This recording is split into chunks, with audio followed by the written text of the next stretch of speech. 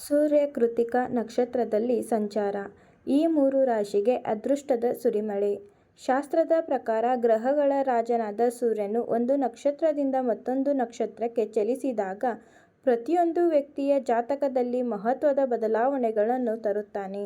ಮೇ 11ರಂದು ಸೂರ್ಯನು ಕೃತ್ತಿಕಾ ನಕ್ಷತ್ರಕ್ಕೆ ಪ್ರವೇಶಿಸಲಿದ್ದು, ಇದು ಕೆಲವು ರಾಶಿ ಚಕ್ರದ ಕೃತ್ತಿಕಾ ನಕ್ಷತ್ರ ಮತ್ತು ಸೂರ್ಯನ ಸಂಬಂಧ.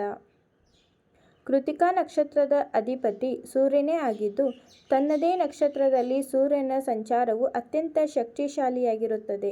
ಕೃತ್ತಿಕಾ ನಕ್ಷತ್ರವು ಅಗ್ನಿ ತತ್ವವನ್ನು ಪ್ರತಿನಿಧಿಸುವುದರಿಂದ ಈ ಅವಧಿಯಲ್ಲಿ ಜನರ ಆತ್ಮವಿಶ್ವಾಸ, ನಾಯಕತ್ವದ ಗುಣ ಮತ್ತು ಕಾರ್ಯಕ್ಷಮತೆ ಹೆಚ್ಚಾಗಲಿದೆ. ರಾಶಿಗಳ ಮೇಲೆ ಉಂಟಾಗುವ ಪ್ರಭಾವ. ಮೇಷರಾಶಿ.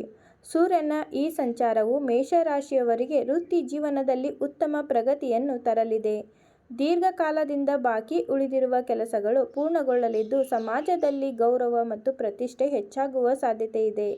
ಸಿಂಹರಾಶಿ. ಸಿಂಹರಾಶಿಯ ಅಧಿಪತಿ ಸೂರ್ಯನಾಗಿರುವುದರಿಂದ ಈ ಅವಧಿಯ ಅತ್ಯಂತ ಶುಭಕರವಾಗಿರುತ್ತದೆ. ಹೊಸ ಉದ್ಯೋಗ ಅವಕಾಶಗಳು ಹುಡುಕಿಕೊಂಡು ಬರಲಿದೆ. ಆರ್ಥಿಕವಾಗಿ ಲಾಭದಾಯಕವಾಗಿದ್ದು, ಹೂಡಿಕೆಯಿಂದ ಉತ್ತಮ ಆದಾಯ ನಿರೀಕ್ಷಿಸಬಹುದು. ಧನುರಾಶಿ. ಧನುರಾಶಿಯವರಿಗೆ ಈ ಸಂಚಾರವು ಅದೃಷ್ಟವನ್ನು ತರಲಿದೆ. ಧಾರ್ಮಿಕ ಕಾರ್ಯಗಳಲ್ಲಿ ಆಸಕ್ತಿ ಹೆಚ್ಚಾಗುತ್ತದೆ. ಉದ್ಯೋಗಿಗಳಿಗೆ ಬಡ್ತಿ ಸಿಗುವ ಸಾಧ್ಯತೆಯಿದ್ದು, ವಿದ್ಯಾರ್ಥಿಗಳು ಸ್ಪರ್ಧಾತ್ಮಕ ಪರೀಕ್ಷೆಗಳಲ್ಲಿ ಯಶಸ್ಸು ಸಾಧಿಸಲಿದ್ದಾರೆ. ಜಾಗರೂಕತೆ ವಹಿಸಬೇಕಾದ ರಾಶಿಗಳು. ಸೂರ್ಯನು ಕೃತ್ತಿಕಾ ನಕ್ಷತ್ರದಲ್ಲಿದ್ದಾಗ ವೃಶ್ಚಿಕ ಮತ್ತು ಕುಂಭ ರಾಶಿಯವರು ಸ್ವಲ್ಪ ಜಾಗರೂಕರಾಗಿರಬೇಕು. ಆರೋಗ್ಯದ ಕಡೆ ಗಮನ ಹರಿಸುವುದು ಮತ್ತು ಅನಗತ್ಯ ವಾದ ವಿವಾದಗಳಿಂದ ದೂರವಿರುವುದು ಉತ್ತಮ. ಈ ಅವಧಿಯಲ್ಲಿ ಕೋಪದ ಮೇಲೆ ನಿಯಂತ್ರಣವಿಟ್ಟುಕೊಳ್ಳುವುದು ಬಹಳ ಮುಖ್ಯ. ಪರಿಹಾರಗಳು. ಸೂರ್ಯನ ಶುಭ ಫಲಗಳನ್ನು ಪಡೆಯಲು ಈ ಕೆಳಗಿನ ಕ್ರಮಗಳನ್ನು ಅನುಸರಿಸಬಹುದು.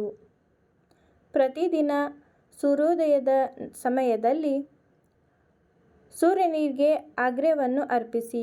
ಆದಿತ್ಯ ಹೃದಯ ಸೂತ್ರವನ್ನು ಪಠಿಸಿ. ಭಾನುವಾರದಂದು ಗೋಧಿ ಅಥವಾ ಬೆಲ್ಲವನ್ನು ದಾನ ಮಾಡಿ. ಗಮನಿಸಿ, ಇದು ಸಾಮಾನ್ಯ ಜ್ಯೋತಿಷ್ಯ ಮಾಹಿತಿಯಾಗಿದ್ದು, ವೈಯಕ್ತಿಕ ಜಾತಕದ ಆಧಾರದ ಮೇಲೆ ಫಲಿತಾಂಶಗಳು ಬದಲಾಗಬಹುದು.